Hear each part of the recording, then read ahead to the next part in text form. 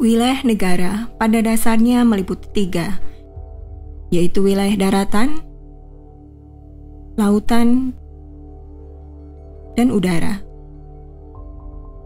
Namun, pada video ini lebih difokuskan pada wilayah laut, yaitu khususnya rezim wilayah laut. Hal demikian karena praktek masyarakat internasional menunjukkan bahwa wilayah laut merupakan wilayah yang kompleks dan menimbulkan banyak permasalahan dalam pengukuran batas wilayahnya.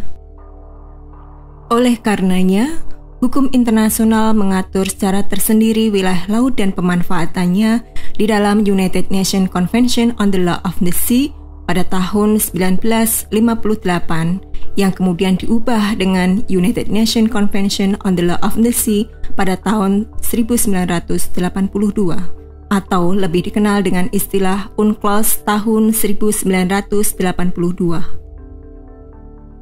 UNCLOS membedakan wilayah laut dalam 8 rezim, yaitu perairan dalam, perairan kepulauan, laut teritorial, zona tambahan, zona ekonomi eksklusif, laut bebas, landas kontinen, dan selat yang digunakan untuk pelayaran internasional.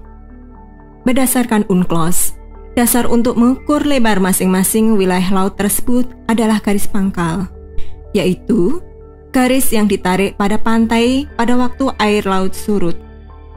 Sebuah negara dimungkinkan menggunakan 3 jenis garis pangkal yang meliputi garis pangkal normal, garis pangkal lurus, dan garis pangkal kepulauan. Garis pangkal normal dijelaskan di dalam pasal 5 UNCLOS. Garis pangkal normal merupakan garis pangkal yang ditarik pada pantai pada waktu air laut surut dengan mengikuti lekukan-lekukan pantai. Sedangkan garis pangkal lurus yang diatur di dalam pasal 7 UNCLOS, yaitu garis yang ditarik dari pantai pada waktu air laut surut, tidak mengikuti lekukan pantai, tetapi menghubungkan titik-titik atau ujung-ujung terluar dari pantai. Garis pangkal ini bisa diterapkan jika garis pantai benar-benar menikung atau menjorok dan memotong ke dalam, atau jika terdapat pulau tepi di sepanjang pantai yang tersebar di sekitar garis pantai. Dan garis pangkal kepulauan, sebagaimana dijelaskan di dalam pasal 47 UNCLOS, adalah garis yang ditarik dengan menghubungkan titik-titik terluar pulau-pulau atau karang kering terluar dari kepulauan suatu negara. Garis pangkal kepulauan ini hanya bisa dipakai oleh negara kepulauan seperti Indonesia dan Filipina. Sedangkan negara pantai seperti Malaysia tidak boleh menggunakan garis pangkal kepulauan untuk mengukur lebar wilayah lautnya.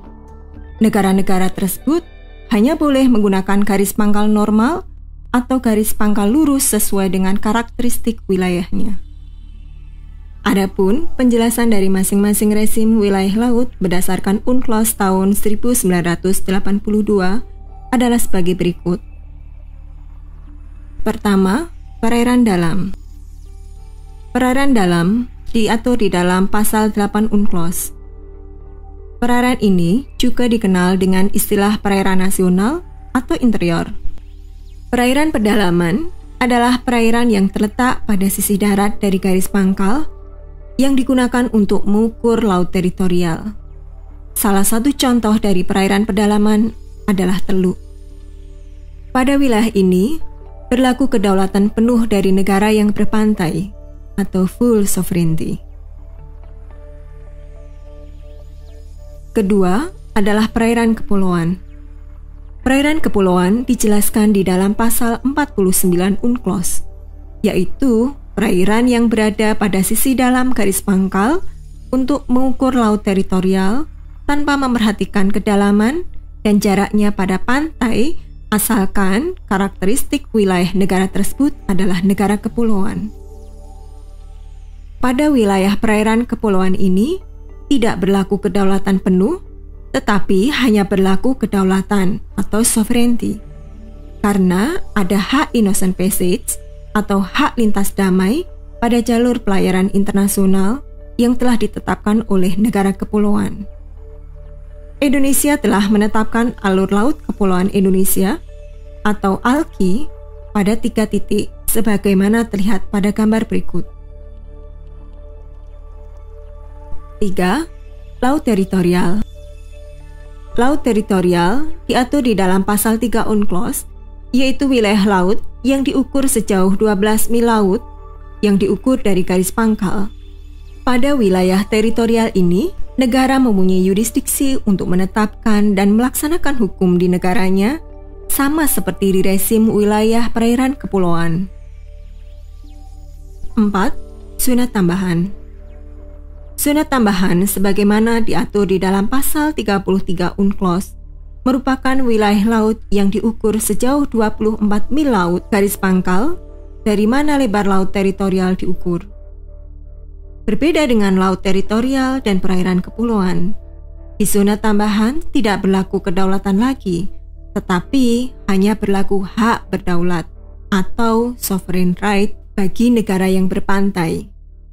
Di wilayah zona tambahan ini, negara pantai hanya memiliki kedaulatan terbatas hanya untuk penegakan hukum keimigrasian, fiskal, dan saniter.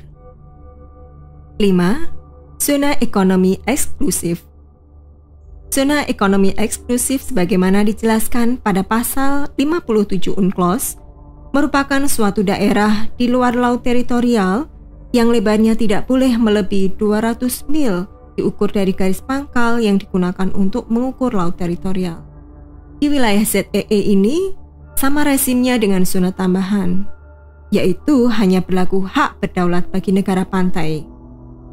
Antara lain untuk melakukan eksplorasi, eksploitasi, konservasi, dan pengelolaan sumber daya alam, hak penerbangan udara, pendirian dan penggunaan pulau-pulau buatan, riset ilmiah, dan penanaman kabel, serta jalur pipa.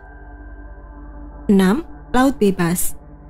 Laut bebas sebagaimana diatur di dalam pasal 86 sampai 120 UNCLOS adalah wilayah laut yang terletak di luar 200 mil dari garis pangkal di mana lebar laut teritorial diukur.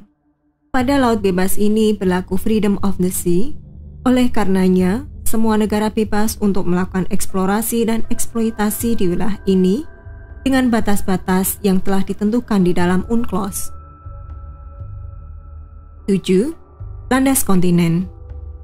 Landas kontinen pada awalnya merupakan istilah geologi yang kemudian menjadi bagian dari istilah hukum.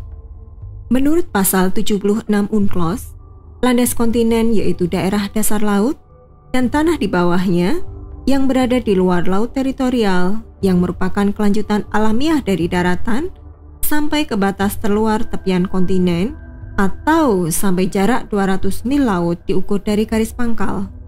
Titik-titik untuk penarikan garis pangkal tidak boleh terletak lebih dari 350 mil laut dari garis pangkal atau tidak boleh terletak lebih dari 100 mil laut dari kedalaman 2.500 meter isobat. 8. Selat yang digunakan untuk pelayaran internasional. Selat yang digunakan untuk pelayaran internasional sebagaimana yang diatur di dalam pasal 34 sampai pasal 44 UNCLOS adalah selat yang digunakan untuk pelayaran internasional. Penggunaan selat untuk pelayaran internasional ini tidak mempengaruhi status hukum dari perairan suatu negara. Di Indonesia, selat yang digunakan untuk pelayaran internasional antara lain adalah Selat Malaka, Selat Sunda, Selat Makassar, Selat Bali, dan Selat Lombok. Demikian adalah penjelasan tentang rezim wilayah laut berdasarkan UNCLOS tahun 1982.